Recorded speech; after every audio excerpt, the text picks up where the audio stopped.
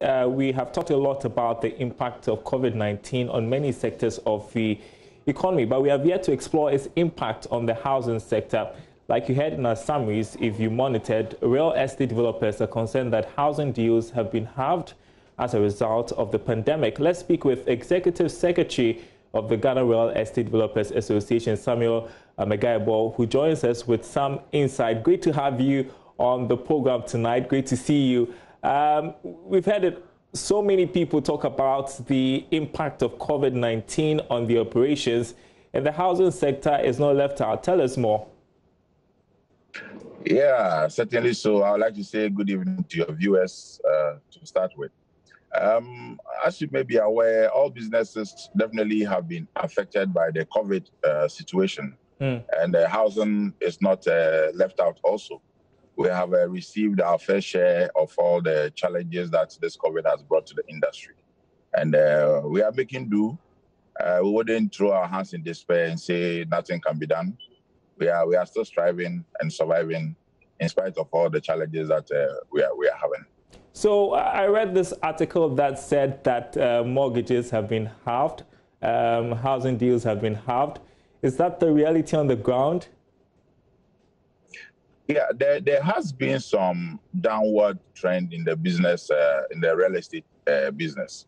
I think even before COVID itself, we're seeing a bit of a slight decline, even before the COVID.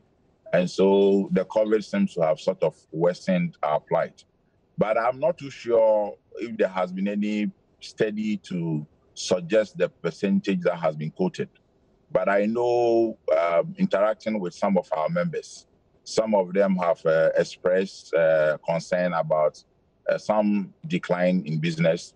But surprisingly, others who are also saying they are doing good business. So I guess before we can subject ourselves to tentative percentages, we have to actually conduct some kind of a study on the market to establish the percentage drop. But certainly there's been a decline in the business. Okay, because people say when it comes to mortgages, they don't depreciate like a vehicle would depreciate in value. Yes, certainly so.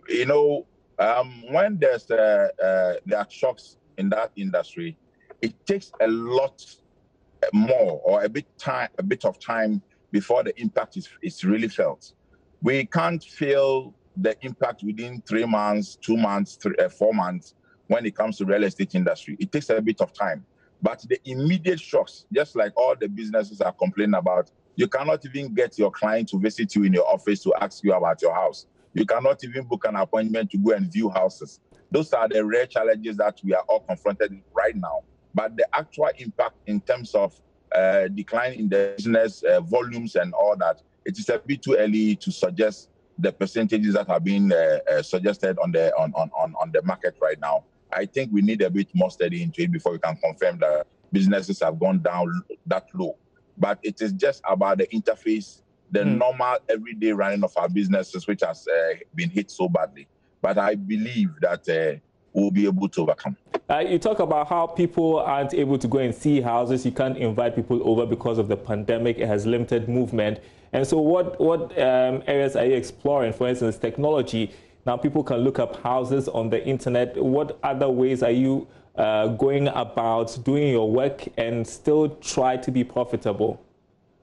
Yes, our marketing strategy, for example, has changed. We have managed to limit our interface interactions and move it onto the digital platform.